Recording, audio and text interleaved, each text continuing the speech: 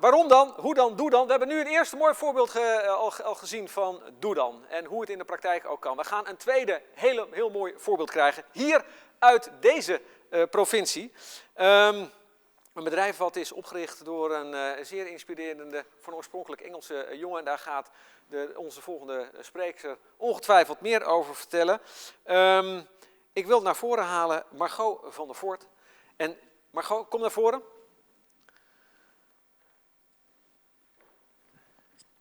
Kijk eens.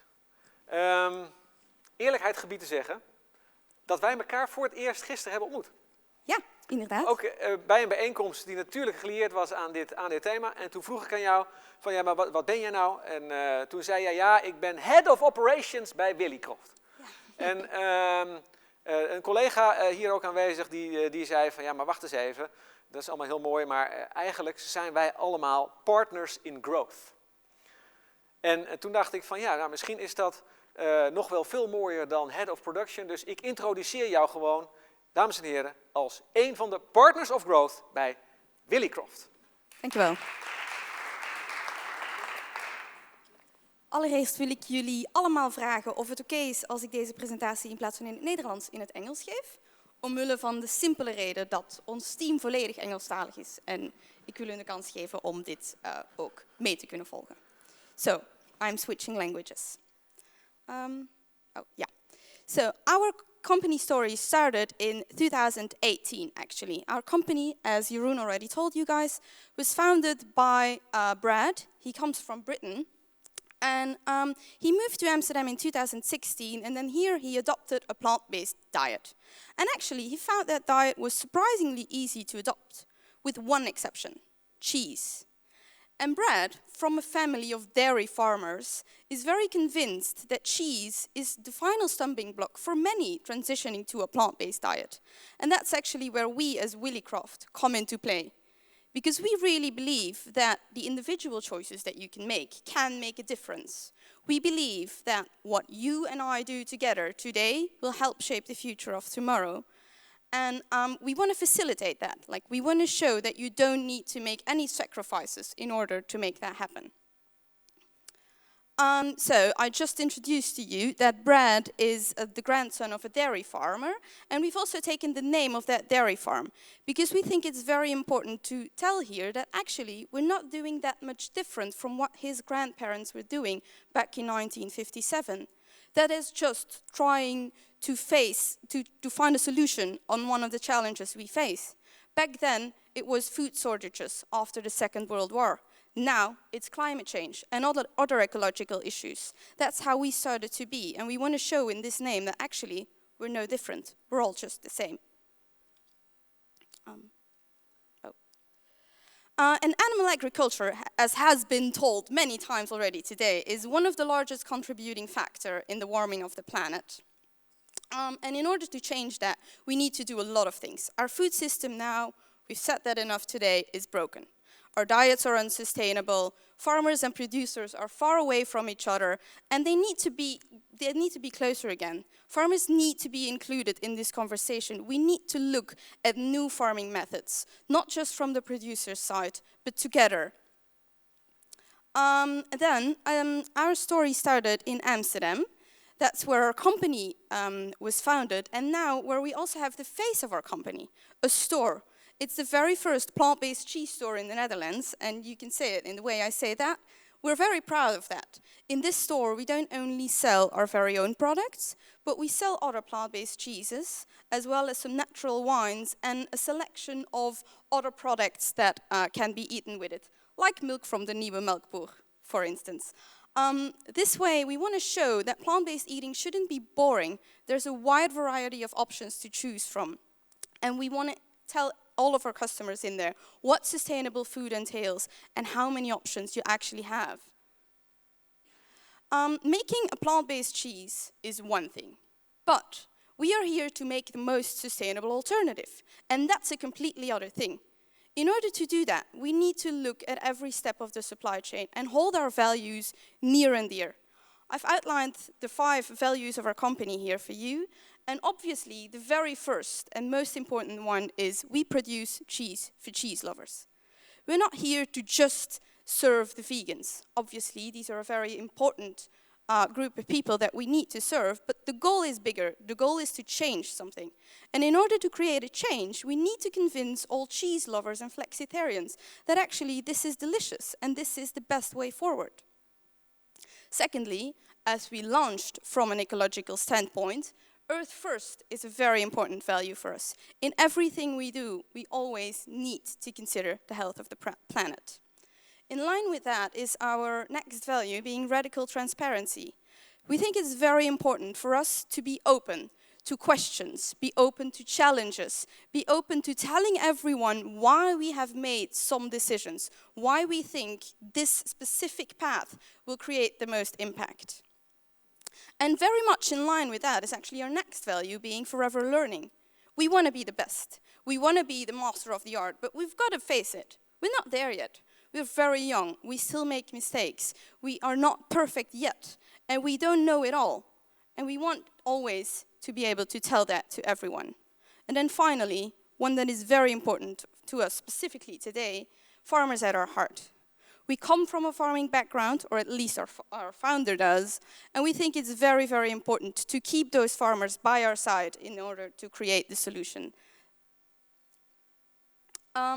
As I said, in line with the second value, we've kind of shaped that into a more beautiful form. Mother Nature is our CEO. This basically means that in every decision that we make, we imagine another person on the table, Mother Nature, and we try and think what she would have to say in this discussion, and she always has the last answer. If we can't make her happy now, then we'll try to do it better in the future. Okay, I've told you the why of our story. Now, how do you actually do that? How do you start making a plant-based cheese? Well, actually, it's not that different from dairy cheese. We use the same processes that you use in dairy cheese, such as culturing, souring, and fermenting, but we just transpose them to a plant-based ingredient to start from. Usually, the starting ingredients are nuts. There's a very simple reason for that, actually. Nuts are identical in their nutritional makeup to milk in terms of fats, carbohydrates, and proteins. And of all nuts, the cashew nut is the softest one. So it's no surprise that most of these alternative cheeses, as well as sometimes alternative milks, are made from cashew nuts. Although we have the goal to move beyond that, to which I'll go back in a second. The very first cheese we've ever developed is This Is Not Cheese fondue. Look at the name, by the way. That's because we are not allowed to use the word cheese, or we might not be after this summer. So we've tried and find it in solution. This is not cheese fondue, for the simple reason that customers do find it very easy to see the name they know. They want to see fondue or cheese sauce in order to know what to do with the product. So we want to reference it. And that's how we ended up with it. This is not cheese fondue. And we started off with a product like cheese fondue simply because it goes beyond the product. It goes beyond the taste. Fondue is an emotive experience. You gather with an entire family in order to enjoy one meal together in which you all dip in together. By starting with this as our first product, we show really that it's just as decadent and you don't need to make any sacrifices. You can do all the things you used to do before. Another cheese made from cashews is This Is Not Cheese sauce, and we have another one that looks very much like this, but is infused with some truffle flavor, that This Is Not truffle sauce.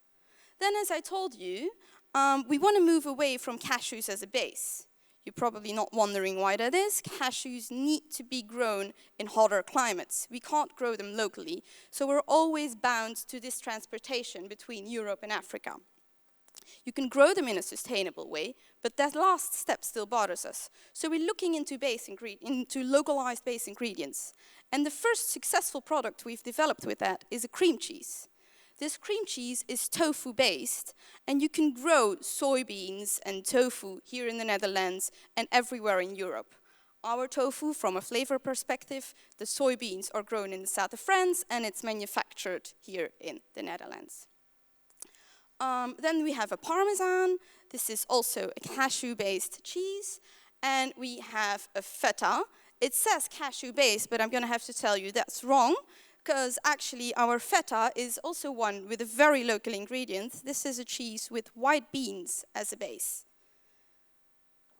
And then finally, I mean, we cannot forget, we live in the Netherlands. Some parts of the Dutch culture are just too strong to ignore. So we've made some, this is not cheese, bitterballen. This is a quote we hold very near and dear. Doing less harm is very different to doing more good. It's said by Yvon Chouinard from Patagonia. And we listen to that and we try to constantly strive for doing more good, specifically, instead of doing less harm. One way we get there is by outlining all of our impact goals. Last month, in February of 2020, we released our Impact Intentions report. This is simply a report that holds us accountable for all the things we want to do in the future. We've just started out, so we can't really speak for impact. We're still doing harm at this stage. But we are at least already saying the good things that we're going to do in the future. We're making promises with it. And then the second thing we've achieved now is we've measured the CO2 of our first cheese. Another goal of ours is to create an impact measurement tool that looks at 3 different variables: CO2, land usage, and water usage. And we want to have that measure being cross-compared with the dairy equivalent of the cheese that we produce. The first results of that are back from our This Is Not Cheese fondue, only on the metric CO2 yet, but the first results say that ours is 2.5 times less CO2 intensive than the average dairy fondue would be. By July, we are participating into the Toaster Lab. This is a 3-month lasting program in France that helps us looking at all of the steps of our supply chain, and they're going to help us looking at these localized base ingredients and at reducing our costs. You would say, okay, reducing your costs, that's just for your own rendability, that's just to increase profits. But we have to remember here that as a plant-based industry, we're a very small industry, and reducing costs right now is still very vital in order to ever increase the coverage we currently have. And then the second goal we have for July 2020 is to have our first pilots confirmed. What do I mean by that? We're actually very much in line with what Bart from the Nieuwe Melkboer has just told you, looking to convert dairy farmland into plant-based farmland. So by July 2020, we want to find at least 3 to 5 farmers that agree to try and grow crops for us on their lands. By the spring of 2021, we want to start these pilots. We want to start planting the very first seeds and see where that goes. By autumn, we'll have the first harvest and we can analyze the results. We can see how much yield we get, how good we can experiment with them, whether we can actually transfer them into a cheese, because that's still our core business. Then by spring 2022, we want to gain the B Corp status. I don't know if you're familiar with B Corp, but it's an organization that gives you a status saying that not only the product you produce, but the whole organization on the back of it is doing it in the most social and environmentally responsible way possible. We want to donate 1% of our profits to the planet, and we want to create our very first regenerative cheese. What I mean by this is we want to have a cheese that is produced with only ingredients that are manufactured in a regenerative agricultural system.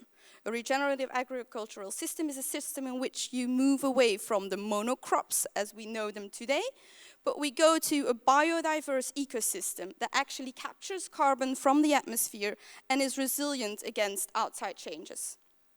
And then by spring and autumn in 2023, we will have broader adoption of the farmers that work together with us, of the dairy farmers that are now transforming to new ingredients, what they by then might be. And we'll have our first major harvest of the first pilot project. Now, why we're all here today is to discuss how we can get there and how the government can help and how all of you guys can help. Well, very first, as was also already addressed, there's a big problem with subsidies in the industry that we, as plant-based cheesemakers, are operating in.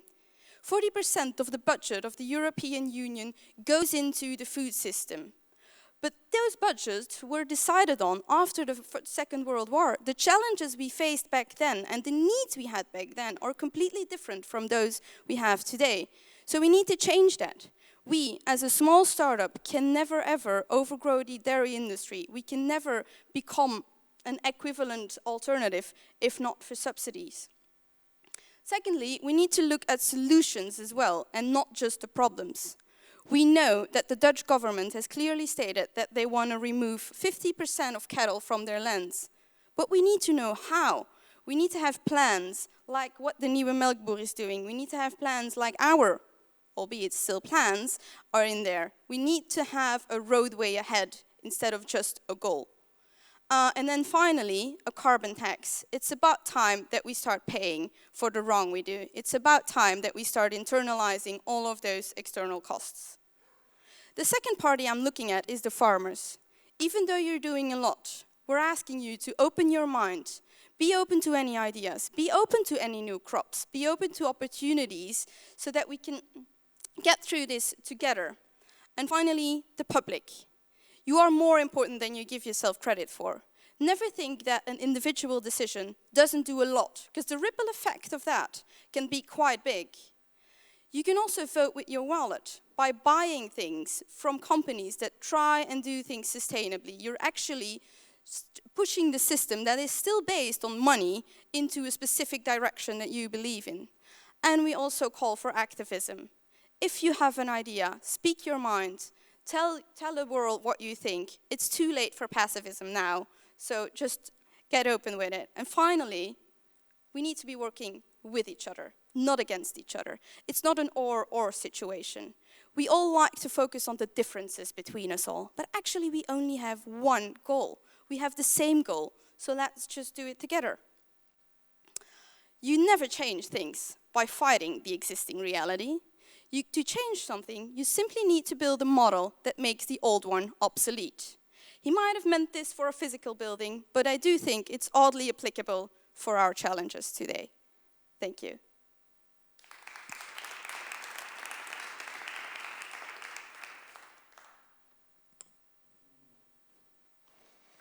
How about that for an inspirational talk?